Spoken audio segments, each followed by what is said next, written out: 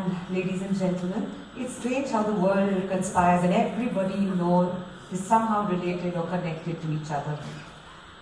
A friend of my mother's, a family friend, a lady I've known and seen in many garbs. One day in a skirt, one with trinkets in her hair, sometimes hair with flowers, sometimes wigs that we don't even know where it came from. Feisty, fierce, and very, very fiery. But with a heart of gold, she is personally I know her, and she's the founder of the Ma Foundation, which is doing phenomenal work with destitute mothers. She's also worked very closely in the area of cancer. Please welcome on stage. People know her as Geeta Gopalakrishnan. Kamal and I know her as Geeta Auntie.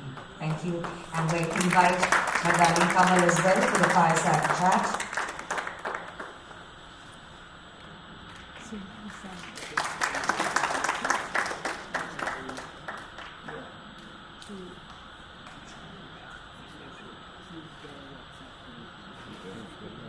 Respected doctors, Dr. Tharoor, Ushama and friends. 600 years ago, John Milton wrote these epic words in his poem, Thomas. Was I deceived, or did a sable cloud turn forth a silver lining on the night? The heartwarming phrase, every dark cloud has a silver lining, must have emanated from the 6 centuries ago, and it still resonates. But nowhere in my lifetime have I known a silver lining demonstrated as much as in Kamal Shah's life. In fact, he has looked unwaveringly at the silver lining. Mrs. Uman, you called it a silver lining, you spoke about God. Indeed, that silver lining is indeed, I think, God's lining that you have unwaveringly looked at, and it has lifted your spirits when life was at its lowest ebb. All of us will remember Sports Day. We all ran races, we sprinted, and then there was this, I remember as a child, I'd be very scared, pushed into it, called hurdles, the hurdle race. So you whipped up your strength to race towards one hurdle, and sometimes fell over one disappointed. Kamal, when you were young with stars in your eyes and all packed and ready, suitcases ready to fly off, and then you went for your visa application and was asked to do a medical test, and then the first huge setback, a life-threatening setback, hurdle was, stared at you in the face. And like all of you will remember, if you're a Hyderabadi, the old film song which said, "Kya apni tamanna ki kya samne aaya hai." So how can you reflect on that, what you wrote about in the book, about what happened when you faced this first setback? Yeah, thank you so much, Geeta. So it was 97 July. I just finished my chemical engineering, and I got admission into for master's degree in the US and got my visa as well.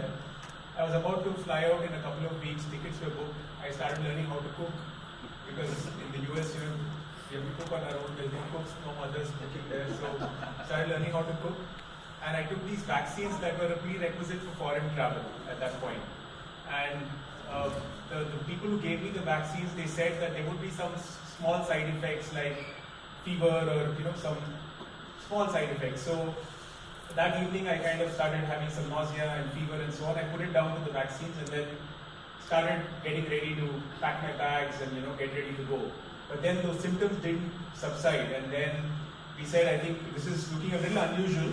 Maybe we should meet our family doctor, and very happy to let you all know that Dr. Kirit Parekh is here amongst us today. So this was 1997 July. We met Dr. Parekh, who's been looking after our family for decades. Even still looks after us. Went to him, he prescribed some tests, and then boom, the serum creatinine, which is a measure of kidney function, came high.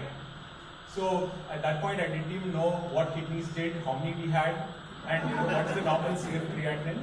But he referred us to Dr. Girish Narayan. Again, you heard Dr. Girish Narayan speak a few minutes back, and he was the first nephrologist I consulted.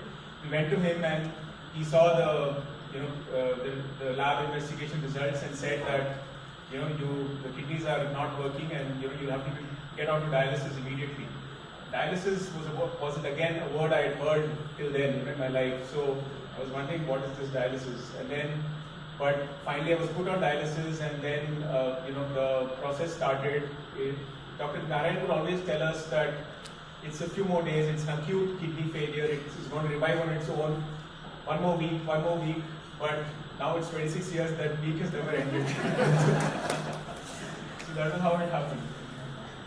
Well, all of us, Kamal, of course, I crave the indulgence of the doctors here, because whenever people are diagnosed with an illness, be it cancer or anything, heart issues, the first thing after the doctor's diagnosis, the first thing they think of is alternate medicine.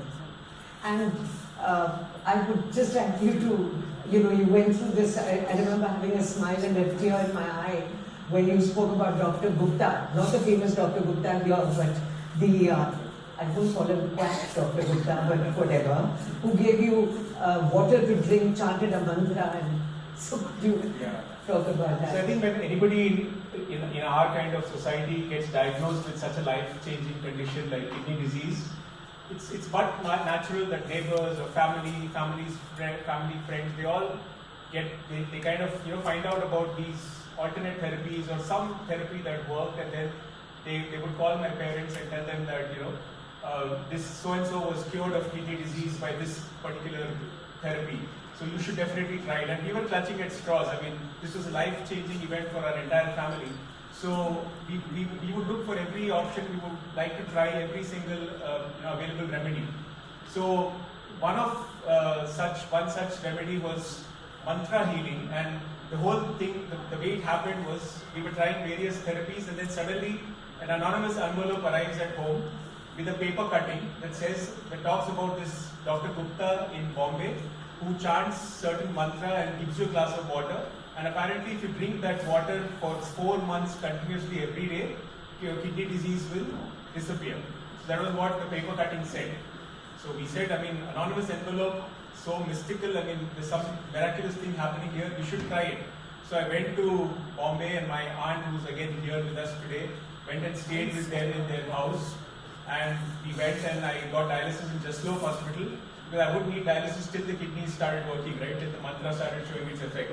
But 2.5 months went by, the mantra, every day I would go get the glass of water, but obviously nothing happened. So my only contention is that alternate medicine would no longer be called alternate medicine if it was working. It would become mainstream medicine, right? Because if it's working, why would it need to be alternate medicine?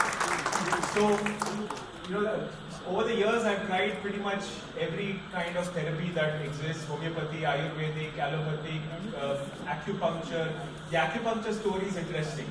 So there was somebody told us that there's this guy who does acupuncture. 10 sessions is all you need from him, and after 10 sessions that doctor promises Ganga Jamuna.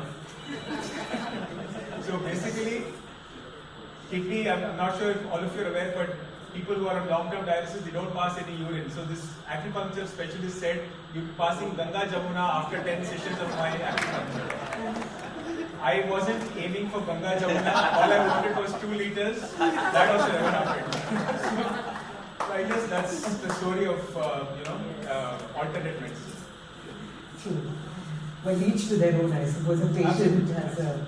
I don't blame people who try alternate medicine, because you're in such a desperate situation that you would like to try every single thing that's available, and I tried it myself. I wouldn't judge people who do. Well, Kamal, you stumbled, in fact, all of this will come as a surprise to many here. You stumbled on the fact, and I was reading the book, that the maximum donors in India are women. How did you find this? Yes, so that's a very interesting yet grim statistic, that in India, vast majority of donors are women and vast majority of recipients are men. Now, Dr. Manisha Sahai, who's a reputed nephrologist from Hyderabad, she herself has published data on this, and she has published data that shows that while there is that much difference in incidence of kidney disease with, for female females or males. But despite that, there's such a a very big imbalance in terms of the donation numbers. That I think all of us here know and we realize that India is a highly patriarchal society where the life of a female is not considered equivalent to the life of a male, unfortunately. But that's the truth. Even in Nephroplus, in fact, from day one, we have a 70-30 ratio of males to females in terms of dialysis numbers. But there is no data to show that there is that much difference in the incidence of kidney disease or kidney failure among males and females. So that's the harsh reality, unfortunately. Now, how is it internationally, abroad, the Far East, Middle East? Right, so it's 55-45 as per published data in the US. It's 55% males and 45% females in terms of dialysis numbers. I don't have the data for transplant numbers. Well, your second setback was what happened after your kidney transplant, the failure. And so, how did you deal with it? Right, so after Dr. Gupta's treatment did not work, we said that I think now there is no option but we have to undergo kidney transplant. So at that point Dr. Krishnan was traveling to the US, so he put me on to Dr. JCM Shastri. And I went to Dr. Shastri and then he started the whole process of doing all the tests and so on. And we had two potential donors, and my mother and my brother Prasan. Both of them started fighting at home that they would be the one who would want to donate, and I consider myself very fortunate to have such a loving family. Because I know many patients in India, and we encounter a lot of patients in India as well, and many of them, their families are not willing to donate.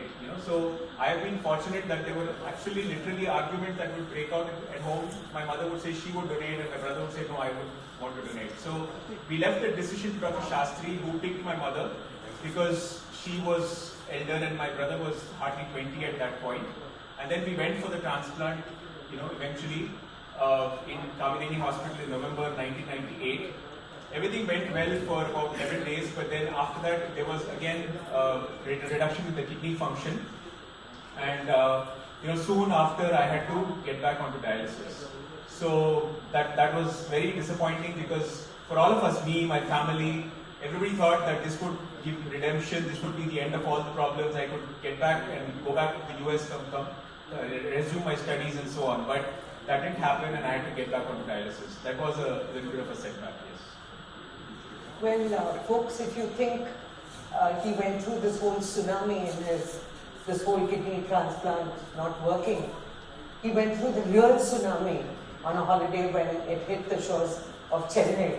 I read that book and I said, God, you won so much, this too? Right, so it was December 2004 and I kind of felt that few friends and I planned a holiday to Mahabalipuram, which is near Chennai.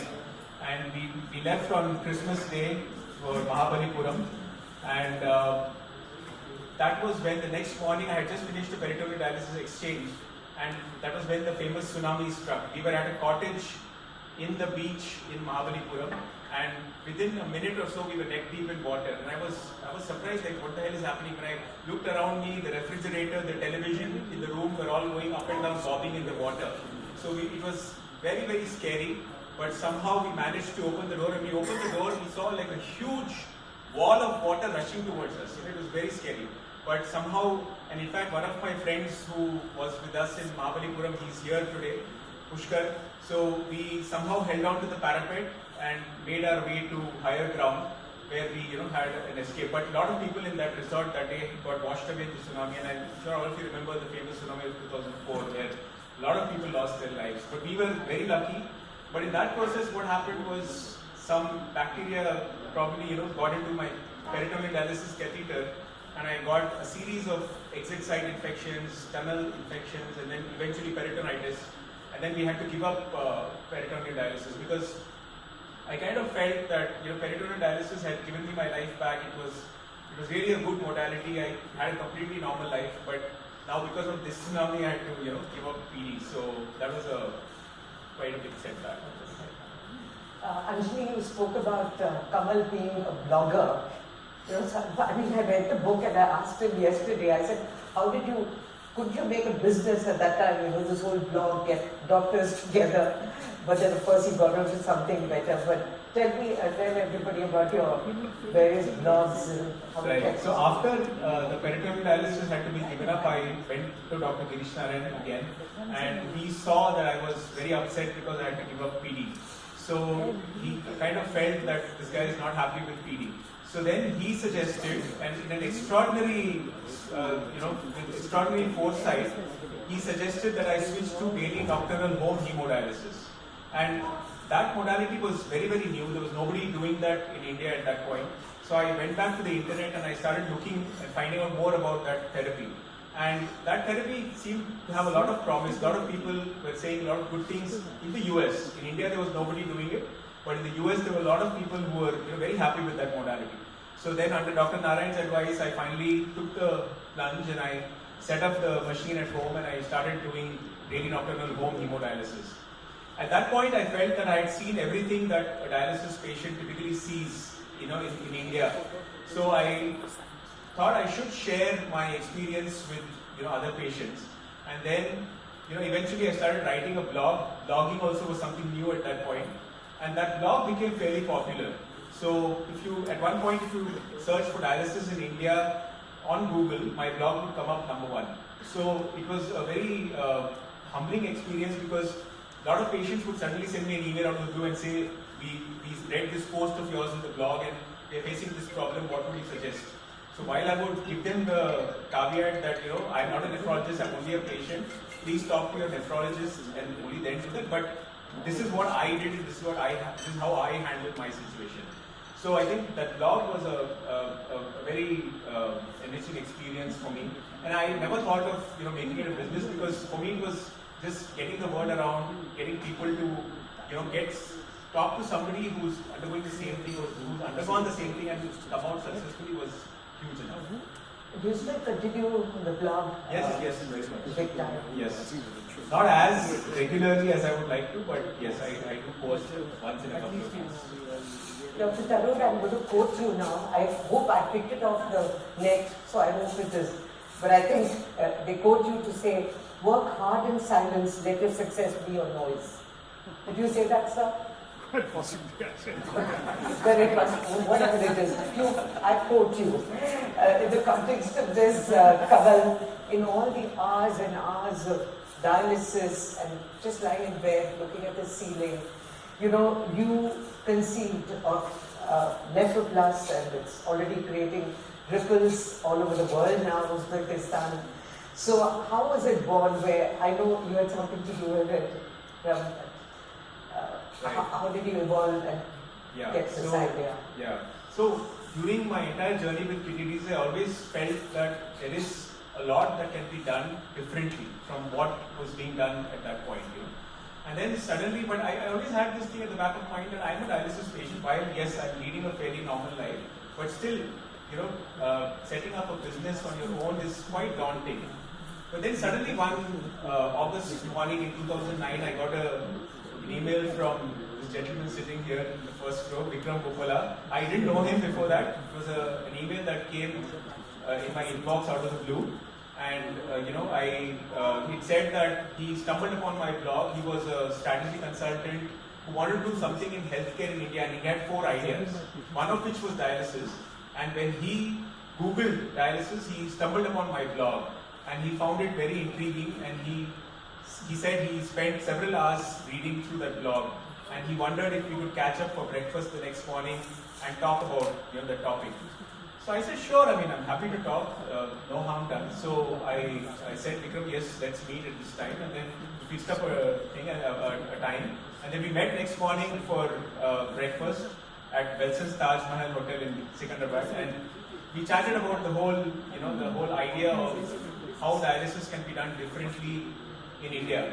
And we did a lot of brainstorming. And then Vikram actually incidentally met Sandeep Gudibanda, our co-founder again, at an ISB workshop, and they hit it off very well, frequencies matched, and then 3 of us got together and we gave shape to this whole idea. We spoke to several nephrologists, several dialysis patients, technicians as well, and then we started thinking about how we can make a patient-centric dialysis center in India. And that was the core belief system that our company would be patient. We started with one small 4-bedded center in Banjara Hills in Hyderabad, and then today we are in 4 countries with 320 centers and serving more than 20,000 people. And what is so creditable is you've taken over Davita, the world's US largest dialysis provider. Right. So that was a big milestone, I think, in Nephros's journey. So Davita is the US's second largest dialysis provider, one of the large dialysis organizations. And then we got a chance to acquire their Indian operations, and we acquired 22 centers of theirs in a few years back. And that kind of put us in. People started looking at us with more respect and more credibility. Well, on behalf of all of us, we salute Kamal, your parents, Dilip and Ava, the Achara. And truly, I have my dearest Ushama here with me, sister, but not by blood, but by spirit, I would say. And she has never lost sight of that silver lining, of that divine silver lining. And I remember throughout Sunny's treatment, I was in Coimbatore when I met her, and Anjali, hats off to her. She's just literally, for her, it's only when tragedy hits you or a problem hits you that, you suddenly are sensitive to issues. And of course, Vasu is here, who's running her own foundation, and so many others who are involved in this. And so is there something that you would, and of course we pray that the smile and the silver lining is always above us all. Would you have something to say to everybody who's here about, I think just one message I would like to give is that there is a misconception in India that once somebody gets onto dialysis, it's pretty much the end of life, or life as you know it is over, you can't lead a normal life. I think nothing can be farther from the truth. Despite being on dialysis, an individual can lead a completely normal life. They can work, they can travel, they can exercise, they can marry, they can have kids, they can pretty much anything that a healthy individual can do, a dialysis patient can. So I think that misconception needs to be dispelled, that if you get good quality dialysis and you have positive frame of mind and you listen to your nephrologist's advice, anybody can lead a completely normal life on dialysis. That's all I would like to say. Inshallah. In closure, I just want to pass on a message to you from the US, my brother Shantanu Narayan, who's HPS and takes credit, saying, he's got that fighting spirit, it's all HPS, wriggling into this whole fame, umbrella of fame. But he wishes you all the best, and also I have just a warning to tell all of you here, a little warning bell that should go off, Anjali, which is, please keep a box of tissues when you read this book. Not so much because of what Kamal you have suffered, but because of that absolute optimism and that wonderful belief in divinity that you've always had. And may it always be so, smile always be.